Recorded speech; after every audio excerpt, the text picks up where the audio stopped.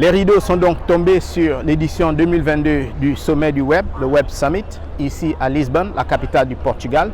Une édition qui a vu la participation de plus de 71 300 personnes, représentant pas moins de 160 pays, dont environ 42% des participants étaient des femmes selon les organisateurs.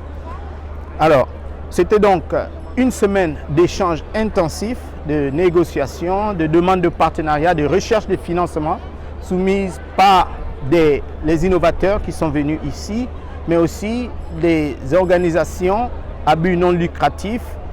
Nous, le personnel des médias, deux temps forts ont marqué cette édition 2022, à savoir d'une part la sortie lors de la cérémonie d'ouverture de la première dame de l'Ukraine, Olena Zelenska, qui a fait un plaidoyer envers les magiciens du domaine de la technologie qui sont ici.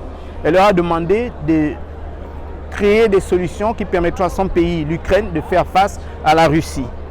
Le deuxième temps fort de cette édition 2022, c'était la sortie hier, lors de sa conférence de presse, du président du Web Summit, Paddy Cosgrave, qui a pris l'engagement d'organiser le sommet 2025 ou 2026 en Afrique.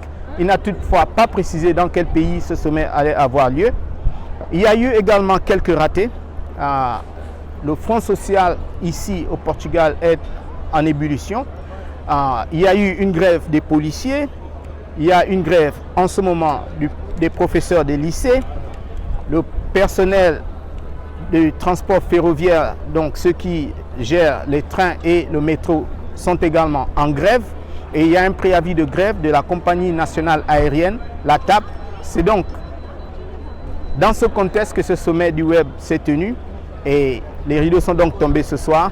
Et l'ensemble des entretiens que nous avons eus avec plusieurs innovateurs, notamment des pays africains et d'ailleurs, seront disponibles sur notre site internet www.voaafrique.com ainsi que sur nos pages Facebook et Twitter ainsi que Instagram.